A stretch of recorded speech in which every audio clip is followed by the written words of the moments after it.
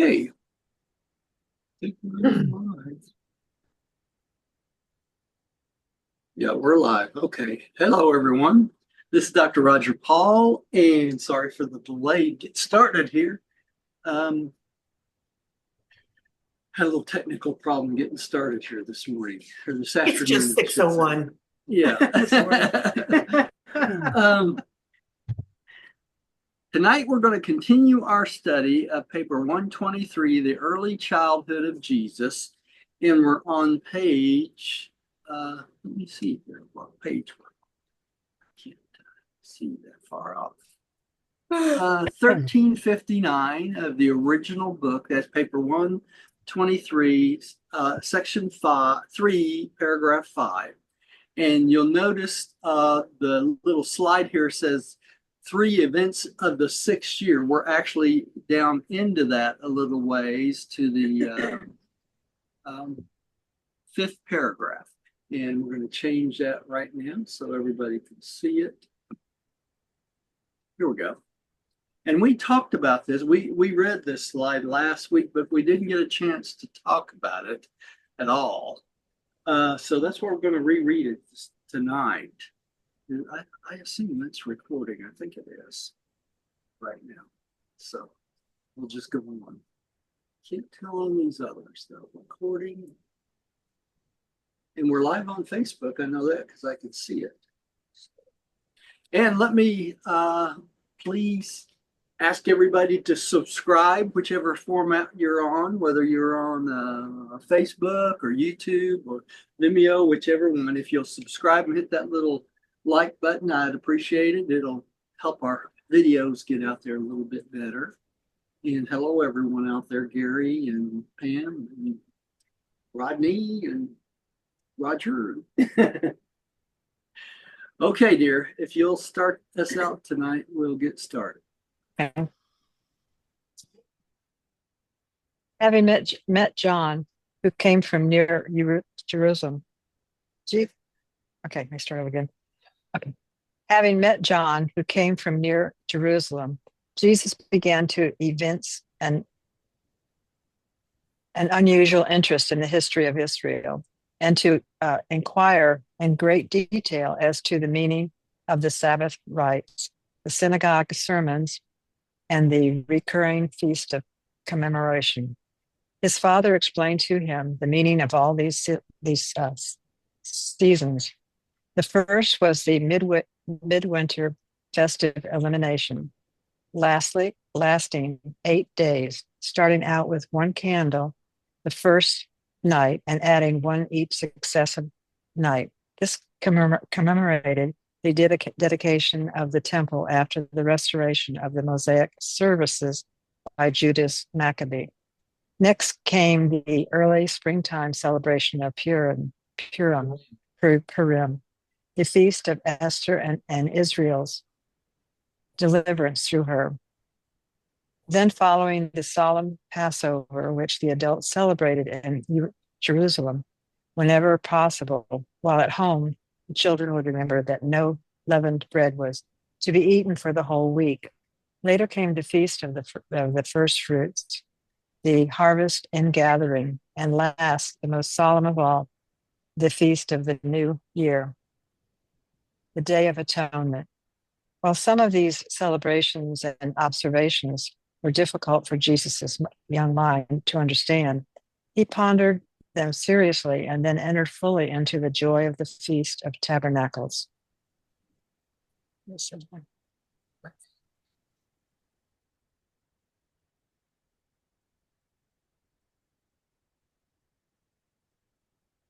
The annual, I can't see it.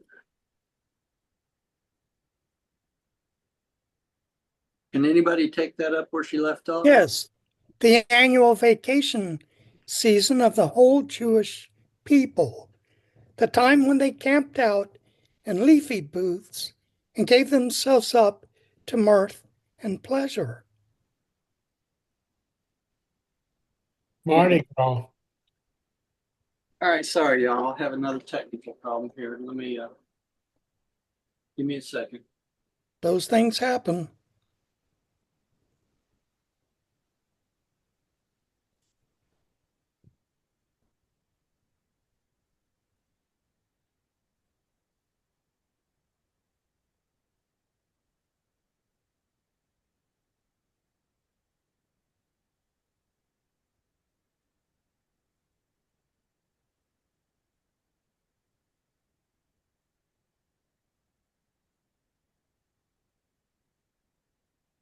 It should come up now. Finish. Okay. Do this. Okay. Now you're good. Okay. All right. So basically, what we're talking about here is all the feasts in the Jewish traditions Jesus wanted to find out about and know about, so that as he grew up, he'd understand.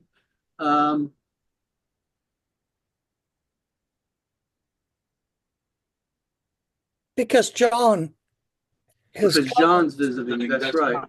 told him about it. Dennis, I can't answer you online while I'm in the middle of a meeting. I see you're typing something in there, but I can't respond to you, so sorry.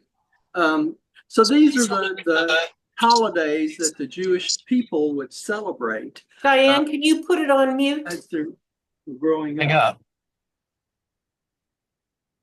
Okay. Thanks.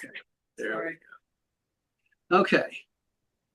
So let's go on to the next one. I've destroyed this paragraph enough. Here's I apologize. Let's go on to the next one. Let's see here. Pam, would you take the next one, please? Okay. During this year, Joseph and Mary had trouble with Jesus about his prayers.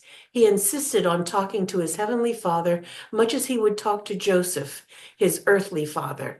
This departure from the more solemn and reverent modes of communication with deity was a bit disconcerting to his parents, especially to his mother, but there was no persuading him to change. He would say his prayers just as he had been taught, after which he insisted on having just a little talk with my Father in heaven. Makes you wonder if this is a relationship that he had before he came, right? So he wanted to talk to God just like he had always talked to God, right? Couldn't break the habit, I guess. All right, so he was about 13 at this time, 12, 13. somewhere in that area. Yeah. Sixth year? No, he was 13. He was about 6 or 7, wasn't he? Yeah, Yeah. I think, right? Yeah, I believe so. So he became aware of his Heavenly Father around age 6 or 7. No, that's not what I'm saying at all. It's just his personality that was instilled into Jesus already had a natural propensity to talk to God that way. You see what I'm saying? And I Yeah. don't think the Father was communicating directly with him at this point. No, not that young. I wouldn't think so anyway. Not till he's about 13, I would think at least. So, all right. Let's see here. Rodney, would you take the next one? Yes. In June of this year, Joseph turned the shop in Nazareth over to his brothers and formally entered upon his work as a builder. Before the year was over, the family income had more than trebled. Never again, until after Joseph's death, did the Nazareth family feel the pinch of poverty. The family grew larger and larger, and they spent much money on extra education and travel. But always Joseph's increasing income kept pace with the growing expenses. And of course, since he was starting to contract, he was making more money. And so that gave them more opportunity to do these sort of things, right?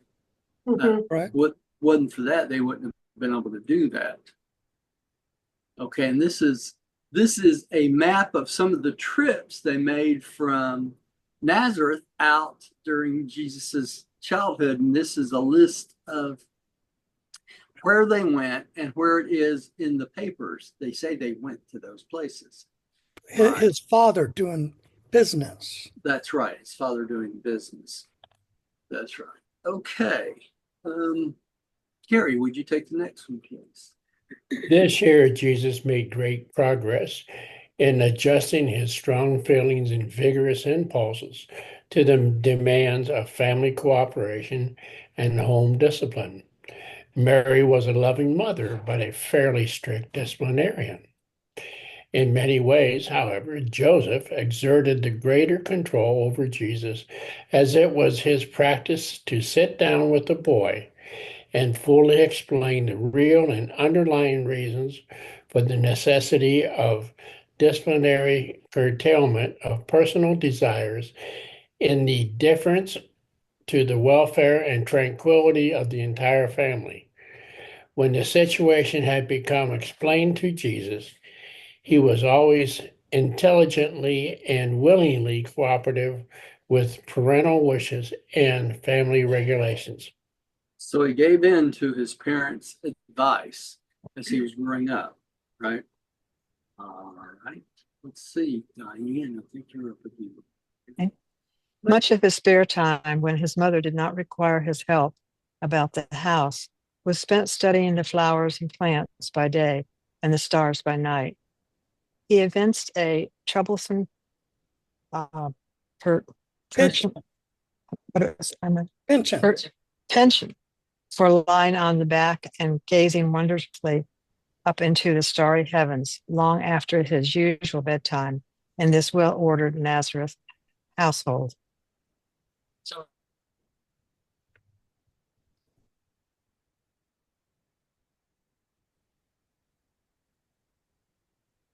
Roger, you're muted. I just saying that, so he daydreamed like most children during his age, right? Yeah. Up on the roof of the house. All right. And this is his 7th year, AD 1. All right. So would be 7 years old this year. Okay. So who's up next? Pam, I think you're up next. This was indeed an eventful year in Jesus' life. Early in January, a great snowstorm occurred in Galilee. Snow fell 2 feet deep, the heaviest snowfall Jesus saw during his lifetime, and one of the deepest at Nazareth in 100 years. So do you think that Joseph had a sled?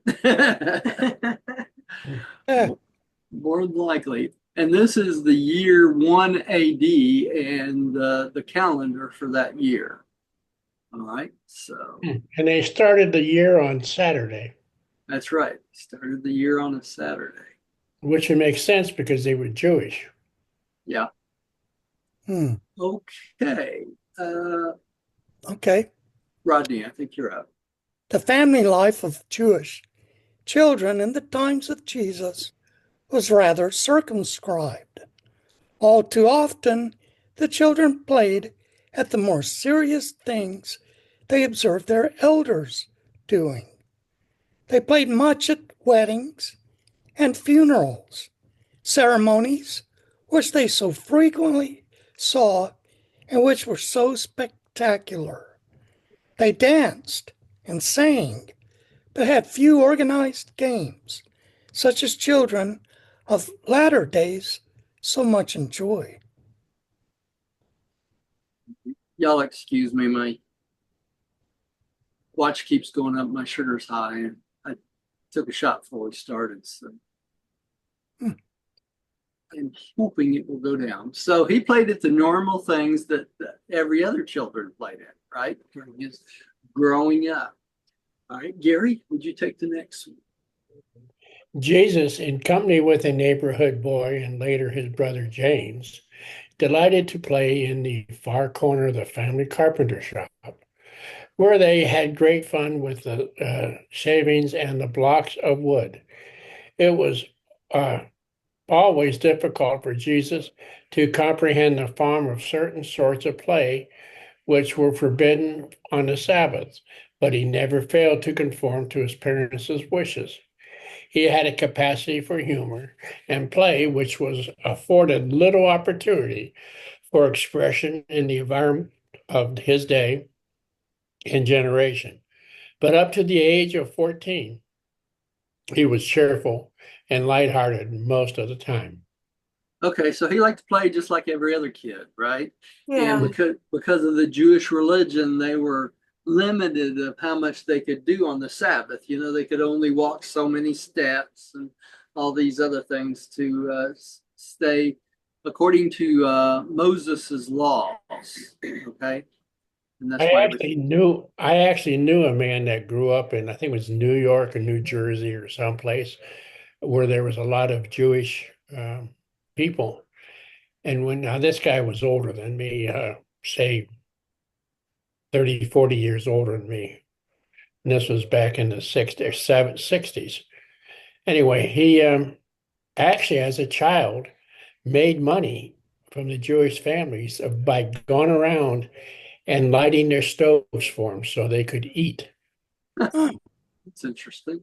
Yeah, because on their Sunday they wasn't allowed to start a fire, but they could use a fire, but they couldn't start one. Right. Oh, wow.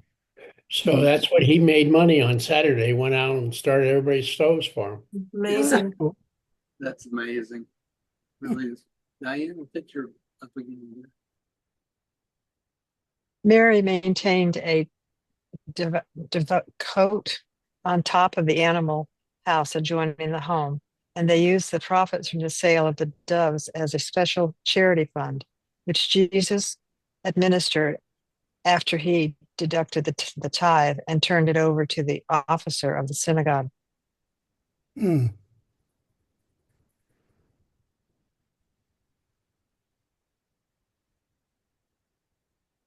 This is where the Christian religion got the idea of tithes. Probably. Roger, you're muted. I would think it'd be a carryover from the tradition of the Jewish synagogue. Yeah, it was carryover from that.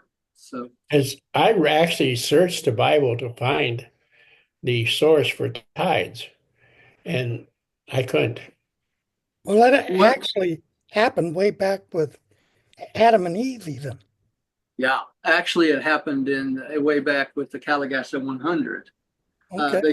They started a tithing system to explain to the barbarians how to keep food for long periods of time. So the tithe was put 10% was put in storehouses so that have food in famine and things like that.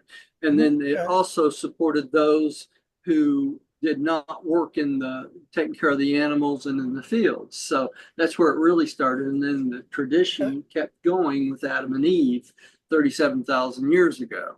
So that's where it originally started. And of course, it was reintroduced by Melchizedek, right? And then, of course, Abraham. he taught Abraham. And from then on, the Jewish nations started doing it from that point on, from the teachings of Abraham.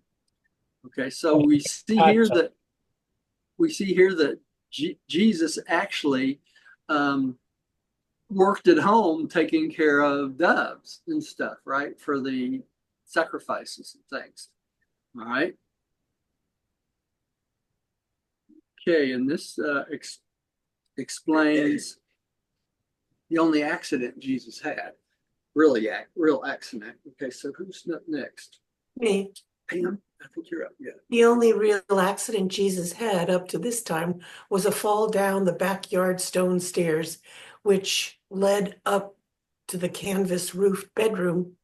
It happened during an unexpected July sandstorm from the east. The hot winds carrying blasts of fine sand usually blew during the rainy season, especially in March and April. It was extraordinary to have such a storm in July. When the storm came up, Jesus was on the housetop playing, as was his habit, for during much of the dry season, this was his accustomed playroom. He was blinded by the sand when descending the stairs and fell. After this accident, Joseph built a balustrade up both sides of the stairway. Okay, so Joseph built something to hold on to after this accident. Now, this next paragraph is kind of interesting. Rodney. I bet Mary got on to Joseph about I that. bet so. There was no way in which this accident could have been prevented. It was not chargeable to neglect by the midway temporal guardians. One primary and one secondary midwayer having been assigned to the watch care of the lad. Neither was it chargeable to the guardian seraphim. It simply could not have been avoided. But this slight accident occurring while Joseph was absent in Endor caused such great anxiety to develop in Mary's mind that she unwisely tried to keep Jesus very close to her side for some months. Now, can y'all imagine this says this is not chargeable to neglect by the midwayers, both one primary, one secondary, nor to the guardian angels. You see that? Guardian seraphim. Okay, so they weren't held at fault at all. Now, my question is this. If they would not keep this accident from happening to Jesus, you think they're going to step in and keep you from getting into a car accident or anything like that? I think it depends on the situation. It's not likely, I would say, right? Unless you were somebody that had something so significant to do in your lifetime that they decided they would step in on accidents and just keep you from getting killed, right? So, Very unlikely. Very unlikely. I think it all depends on how well they know me. so I got a question, Roger. Yeah. I wonder what would have happened if Jesus would have died at that time. He would have had to do his seventh bestowal all over again. Okay, that's what I was wondering. Start from scratch. That's Okay. right. Because he did not reach what? The age of decision, did he? Correct. Right? And You mean when he was 5? when he was 5, that's normally the age of decision, but he had not gone to the point where he knew whom he was, though, Pam. That's the difference. Oh, Okay. That decision. That decision. And so if he had not realized who he was, then the purpose of his bestowal would not have been fulfilled, right? Because his purpose on the bestowal is to reveal the fatherhood of God and the brotherhood of man, which he had not had the opportunity to do, had he? Well, it was a dual purpose, not That's right. only that, but to fulfill his mission. His mission on life. That's right. Wasn't how old was he? At this point, he was 7. No, I mean when he made that decision later. Well, you would think that he came into full realization of whom he was at his baptism. Okay? But before that, he had started to realize who he was from past memories, being Michael. Okay? But the full realization of him being the creator son and everything did not actually happen until his baptism.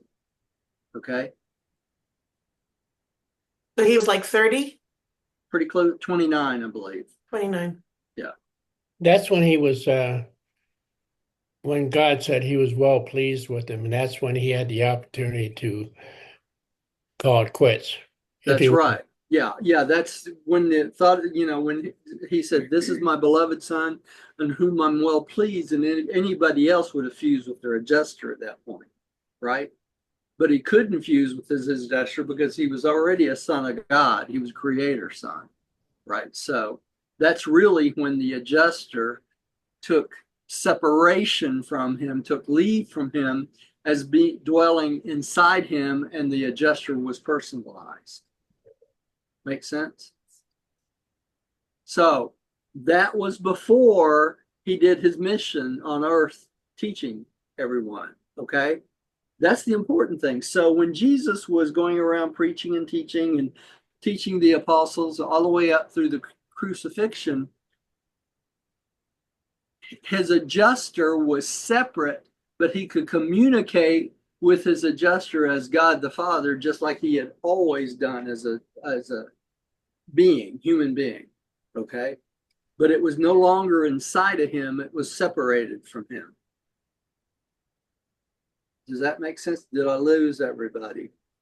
But he was still building a soul up.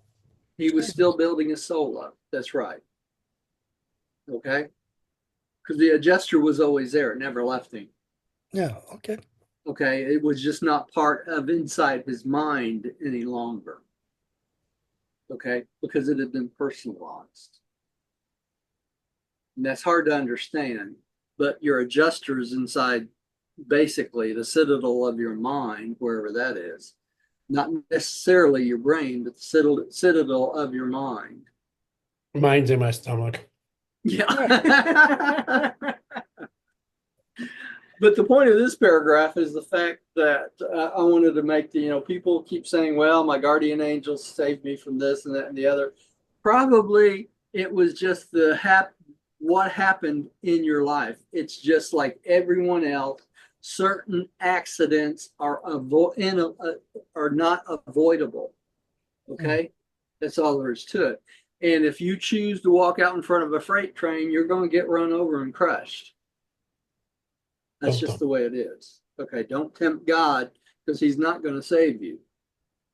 He will go through life with you, but he won't keep bad things from happening to you if you put yourself in situations or circumstances where those bad things can happen. Okay? That's the whole point. We try to tempt God. We think God is Santa Claus and he's not. Okay? Okay. All right, here we go. This is what I was just saying. Who's up next? I think Gary. Oh, Gary? He just left. All right, Diane, would you take the next one? Material accidents, commonplace occurrences of a physical nature, are not arbitrarily interfered by celestial personalities.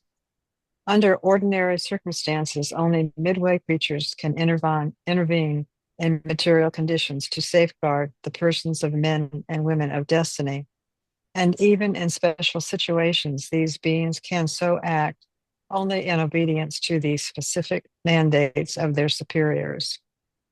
Okay, this does not mince words. It's very straightforward. So what does it tell us? That only midwayers, primary, secondary midwayers, not primary midwayers, okay? Only secondary midwayers can interfere with arbitrary physical nature and events and personalities. And they will not do that unless you're some man or woman of destiny, and they will only do this under special situations which were mandated by their superiors ahead of time. So if you're a man or woman of destiny, you're supposed to fulfill some destiny on the planet. Your midwayer that's assigned to you could have a order that if you step out in front of a straight freight train, they will pull you back. Okay? But why didn't Jesus was of destiny? Yeah, he was a son of destiny, but they knew that the only way they would do that is if it was a situation when he would probably die. Okay? Well, he just stumbled. Really. He just stumbled. He could have broken his neck. Yeah. But if he would have broken his neck and was paralyzed, he would have to finish his mission paralyzed. Oh my gosh. Okay? That's the whole point. So they can only act in the obedience of their supervisors, and even the point I want to make, even your guardians of destiny, your guardian angel cannot interfere in your physical life. Okay? That's the point of this. So people think their guardian angel is going to save them. That's not the job of a guardian angel. What's the job then? The job of the guardian angel is to put difficulties in front of your life so you can learn and go up the ladder of the celestial world to learn lessons. Okay, so your guardians of destiny are really there to make life difficult for you so you can make decisions and more decisions. But they also safeguard your soul, correct? They safeguard your soul in that when you pass or when you die, they are responsible for transporting who you are to the mansion worlds, right? That's their guardian of destiny ship, if you would. Okay. So they're not there to keep you from getting hurt. If you go out and you take a pistol and you shoot yourself in the foot, there's not going to stop the bullet from going into your foot. Okay. You're responsible for your own self and your own life. That's all there is to it. That's not the job of the guardian angel. People are misconstrued terribly about what the guardian angels do. If they're doing their job properly, they'll make your life difficult so that you can make the difficult decisions to go up the moral and spiritual ladder in life so that it prepares you to go on to the mansion worlds. Okay? See these dark circles under my eyes? I didn't get those because life has been easy, right?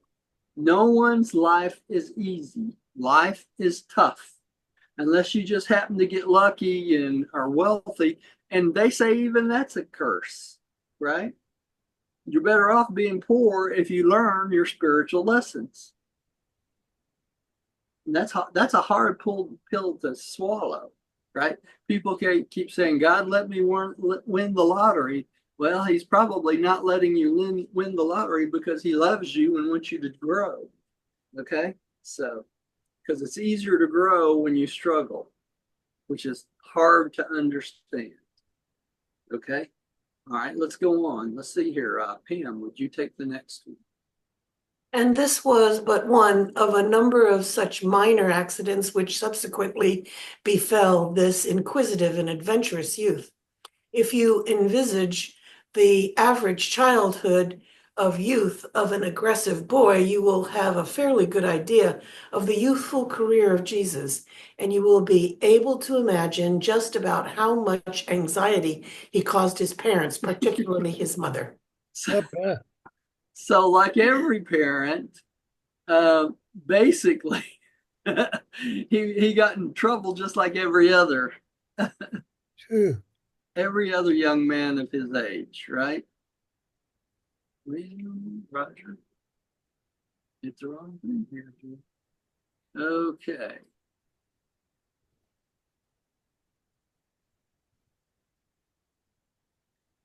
Next one is Gary was here. I Gary. gave this one to him. Yeah. He missed the short one, didn't he?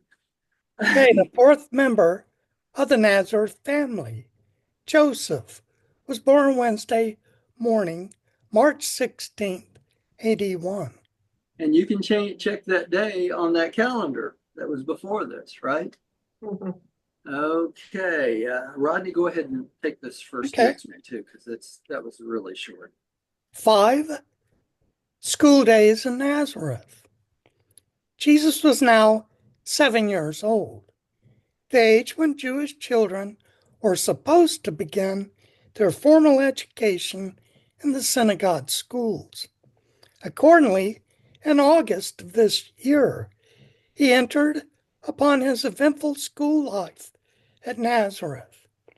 Already, this lad was a fluent reader, writer, and speaker of 2 languages, Aramaic and Greek.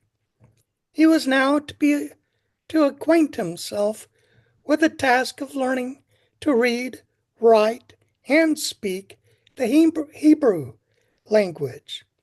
And he was truly eager for this new school life which was ahead of him. Okay. I wonder if girls were allowed to go to school. No, they weren't. No. Now, in some communities, Pam, they were allowed to listen from the outside. Okay, so many of them would get their schooling by hanging around the outside of the school and try to pick up as much as they could. So they were considered second-class citizens back then. All right. Now, can you imagine learning the Hebrew language at 7 years old, and all the speaking done in the church or the synagogue was done in Hebrew? Okay. Right. So that's why they had to learn the Hebrew language. All right. Plus the scriptures were written in Everything was in Hebrew. Now, Jesus had an advantage because he had all the Hebrew scriptures in what? Greek. Greek, right? He learned to read and write the Greek to start out with. So he had a big advantage in that. All right. It would be interesting to find out how close that Greek interpretation was to the original Hebrew, too. Yeah. You know, it was kind of funny when I was studying to go into the ministry. When we had New Testament class, we had to compare the English to the Greek. And one of the jobs going through this several classes I went through was we went through the entire New Testament, both in English and in Greek. Okay, so it was kind of interesting, and I don't remember 10 things from it. That's how much it stuck to me. But it's still done today by some churches. Okay.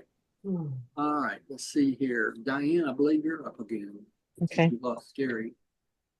For 3 years until he was 10, he attended the elementary school of the Nazareth synagogue. For these 3 years, he studied the rudiments of the book of the law as it was recorded in the Hebrew tongue. For the following 3 years, he studied in the advanced school and committed to memory by the method of repeating aloud the deeper teachings of the sacred law. He graduated from this school of the synagogue during his 13th year and was turned over to his parents by the synagogue rulers as an educated son of the commandment. Henceforth, a responsible citizen of the Commonwealth of Israel, all of which entailed his attendance at the Passovers in Jerusalem. Accordingly, he attended his first Passover that year in company with his father and mother. Sort of jumped ahead. You're muted, Roger. Now remember, for the young men of his day and age, he was not considered an adult till he was 13, and he actually finished everything when he was 12. So when he was 12, they went on the visit to Jerusalem, and was the big problem when he got there and he started teaching the old scribes and stuff. And he was only 12 years old, and they said, "Well, you're not even an adult yet," because they did not consider him 13, a son of the commandment, right? Even though he had finished everything. Later on, we read about his first Passover experience. Right. It's a little bit confusing, I find, about his age then. Yeah.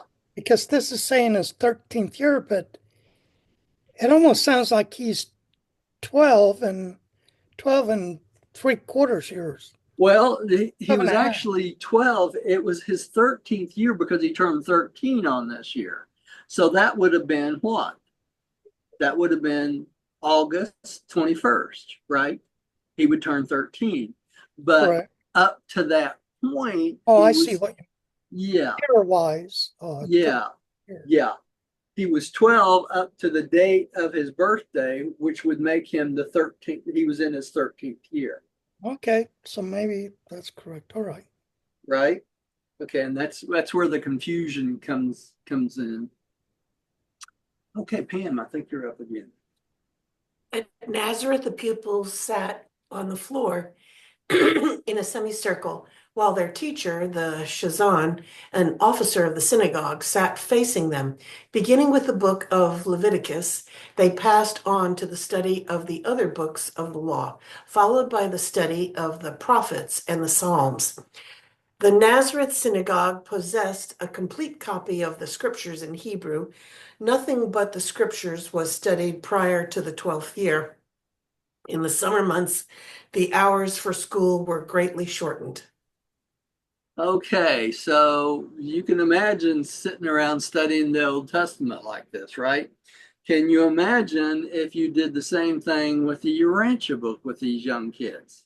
right? They would learn what actually happened since the beginning of time, just like we have over the last, 14 years, been going through the book. They would do the same thing if they were studying the Urantia book, the truth of what really happened since the beginning of time, the same way today, right? And eventually that's probably what will happen when people finally accept the Urantia book as the truth of what's happened since the beginning of time. They'll be teaching it in the same way, hopefully, right? Yeah, but it would be hard to memorize. Oh, you couldn't, yeah, it'd be next to impossible to memorize it, but they didn't have any way to reference things back then, did they, Rodney? So the Right. only way they could learn the scriptures is by memorizing as much of the text as they possibly could, right? And we know how fallible the human memory is, right? Most of us can't remember what we had for breakfast. Did I have breakfast today? We sure did. Right? Okay. Had a bagel, honey. It's interesting. Paula said the Shazan. I've always read the Shazam. Yeah, Shazam. Yeah, it can That's be my Shazam. southern. Yeah, yeah. It's my English, my British father. That's coming right. from. Okay. It's like I say, Basil. Mm. Okay. Rodney, would you take the next one? Jesus early became a master of Hebrew, and as a young man, when no visitor of prominence happened to be sojourning in Nazareth, he would often be asked to read the Hebrew scriptures to the faithful assembled in the synagogue at the regular Sabbath services. So you can understand why it became so important to learn the Hebrew, because if you didn't know the Hebrew and you went to the synagogue, you wouldn't know what was going on, would you? Well, it's like just like in the Catholic religion when everything was in Latin. That's right. Same thing, right? For years and years and years. All right. So it makes you wonder, the women would sit in one section of the synagogue, Yeah. and they probably didn't understand a lot that was being said. Not unless their husbands or someone taught them Hebrew Correct. as they were growing up, And it's interesting because Jesus made a point of it to teach his sisters everything they needed to learn as they were growing up, so That they could probably understand. happened quite a bit back then. Probably so. All right. Diane, you're up again, dear. These synagogue schools, of course, had no textbooks. In teaching, the Shazan would utter a statement while the pupils would, in unison, repeat it after him. When having access to the written books of the law, the student learned his lesson by reading aloud and by constant repetition. You're muted.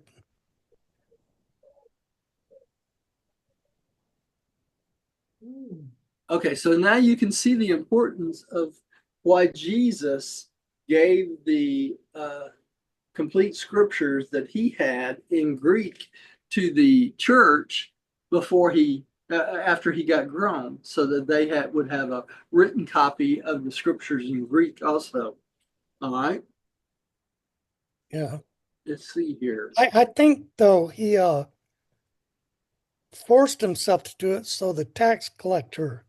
He did. Yeah. But yeah, there was a good purpose in him doing it. All right. Pam, I think you're up again. Next, in addition to his more formal schooling, Jesus began to make contact with human nature from the four quarters of the earth as men from many lands passed in and out of his father's repair shop.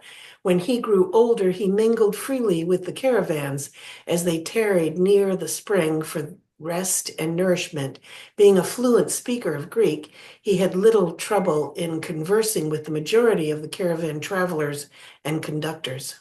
That was probably the main language for doing any kind of business back then, right? Mm. All right. Let's see. Rodney, would you take the next one? Yes.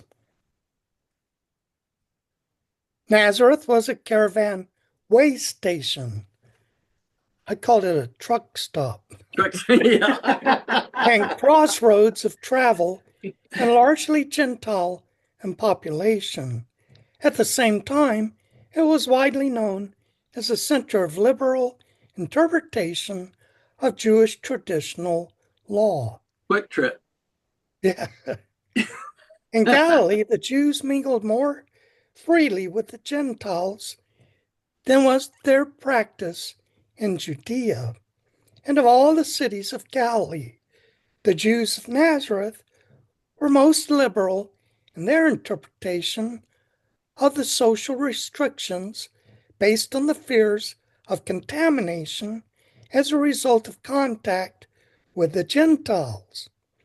And these conditions gave rise to the common saying in Jerusalem, "Can any good thing come out of Nazareth?" Okay, so they believed that if they had contact with anyone outside the Jewish faith that was not 100% Jew, that they would contaminate themselves and have to do sacrifices before they could have the Sabbath and do other things. So they get cooties. They get cooties from them. Yeah. Yeah. It's childish. Yeah. I mean, sounds childish. Okay. Let's see, Diane, you're back up. Jesus received his moral training and spiritual culture chiefly in his own home. He secured much of his intellectual and theological education from the Shazan, but his real education, that equipment of mind and heart, were the actual test of grappling with the difficult problems of life. He obtained by mingling with his fellow men. It was this close association with his fellow men, young and old, Jew and Gentile, that afforded him the opportunity to know the human race. Jesus was highly educated in that he thoroughly understood men and devotedly loved them. And that's the only way you can know fellow man, isn't it? By knowing and learning to love them. All right.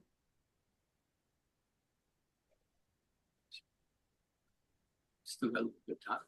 All right. Pam, would you take the next?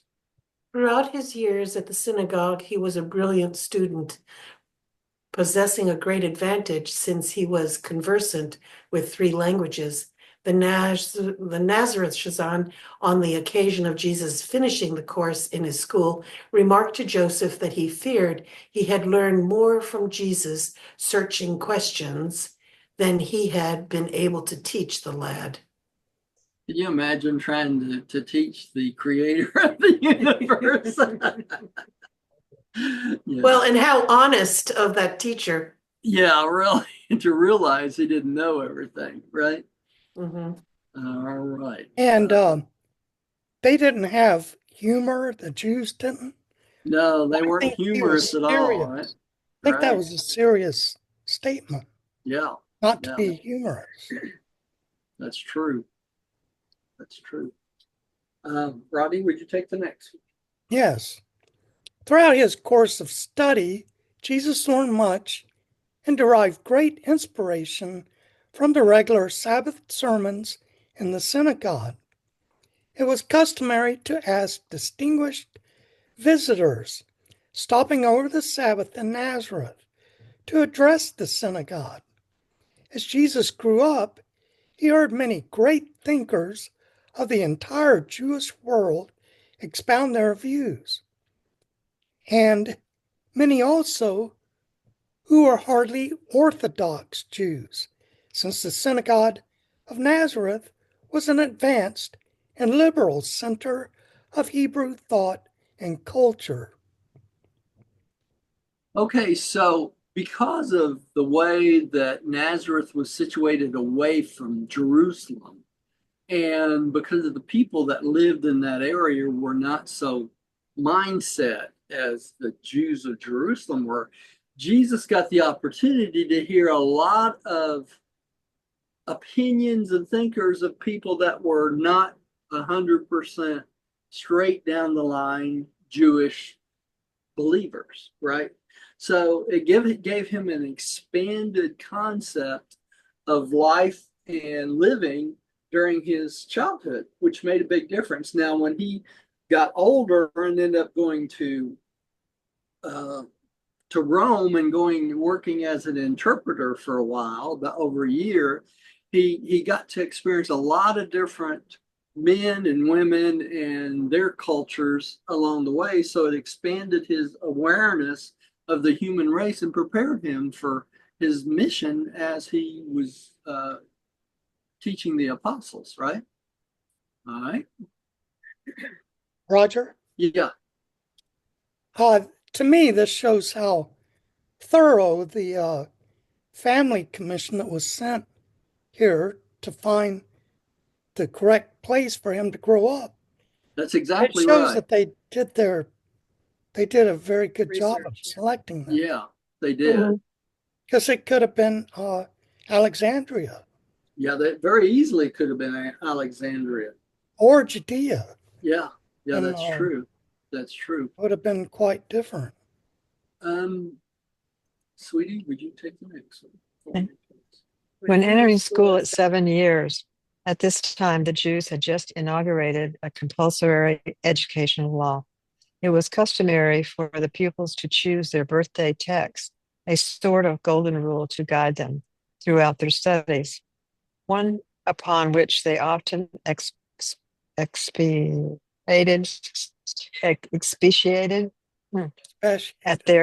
expatiated at their graduation when 13 years old. The text which Jesus chose was from the prophet Isaiah. The Spirit of the Lord God is upon me, for the Lord has anointed me. He has sent me to bring good news to the meek, to bind up the brokenhearted, to proclaim liberty to the captives, and to set the spiritual prisoners free. Wow. You're muted. Is that not right on the money? It Yeah. sure is. Yeah. I Good mean, text. really. Good text. Okay, I want to see how much we got left here. Y'all give me a second.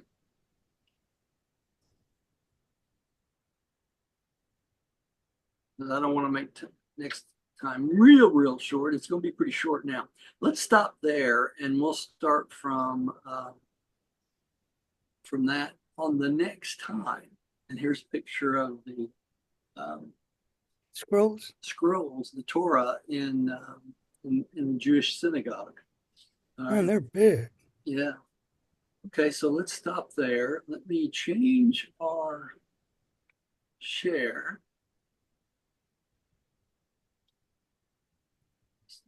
Okay, share.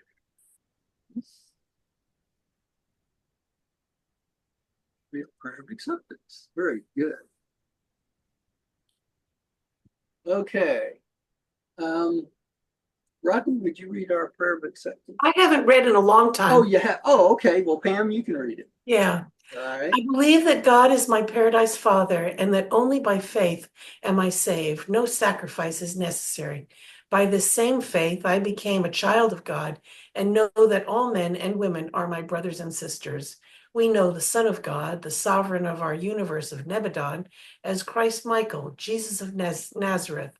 By allowing the will of God to become my will, I will someday stand in the presence of the paradise Father.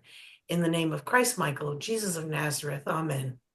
Amen. Amen and amen. And that's it for tonight. Thanks everyone for coming to see us. Please come see us again. And we will continue this. It's going to be a very short one this Thursday. So because we don't have that much left of this paper. So we'll have a short meeting Thursday, probably about 30 minutes or so. So unless we get long-winded and talk a lot. So That's possible. which is always possible. So we won't see you Thursday, will we, Pam? Because This Thursday you will, and then I Okay. start my class. Okay. All right. Yeah. Well, we'll see everybody on Thursday then. Okay. Great. All right. Y'all have a great guys. night. Bless y'all. Thank you. You too. Thanks Thank for you, coming. Roger. You're welcome.